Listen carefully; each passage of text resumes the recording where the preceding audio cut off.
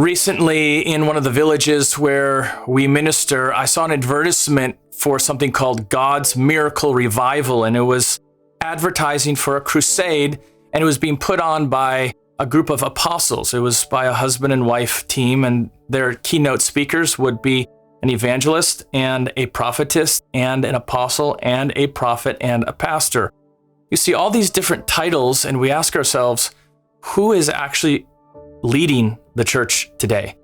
And we know from Ephesians 2:20 that the foundation of the church ought to be apostles and prophets, and that was at the time when the canon of Scripture was not finished.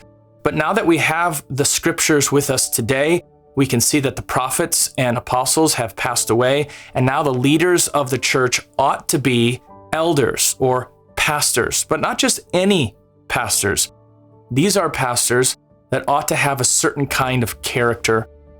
In Titus 1 and verse 6, it lays out the kind of mature character that pastors ought to have. And the first mark, kind of an umbrella over all the other character traits, is above reproach.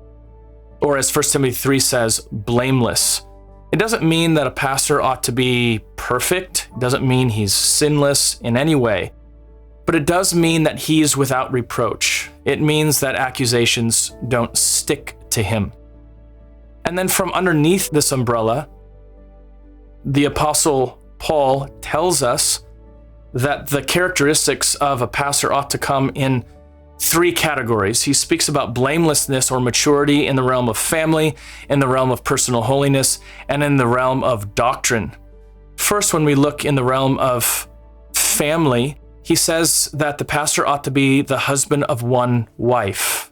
It doesn't mean that he must be married. The Apostle Paul wasn't married. Jesus wasn't married. John the Baptist wasn't married. But it does mean he needs to be a one-woman man, which means a single man could meet this qualification, and a married man actually could not meet this qualification, for example, if they're flirtatious in some way. And then we're told that his children need to be faithful or believers. I wouldn't say that they have to be Christians, because we know that the father can't force his children to be Christians, but his children ought to be in subjection. They ought to be faithful. And then he moves to the second category of maturity in personal holiness. He gives 5 negatives. First of all, they ought not to be arrogant. And then he gives 6 positives. For example, they ought to be given to hospitality, and they ought to be holy.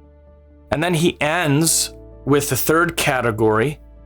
When it comes to maturity, they ought to be mature in doctrine. And not only must they be trustworthy in the word, which means they have to have the correct doctrine and knowledge of the Bible, but they need to be able to explain the word. As 1 Timothy 3 says in the King James, apt to teach. They need to be able to carefully divide the word of truth. This would be a unique qualification that would not be fitting for all other Christians, but specifically for elders and pastors. They must have the ability to teach. And then finally, they must have the ability, wherewithal, and courage to rebuke.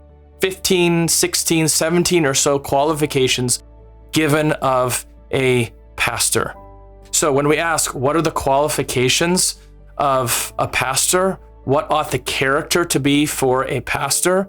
We can learn from this that a pastor ought to be mature in family life, in personal holiness, and in doctrine.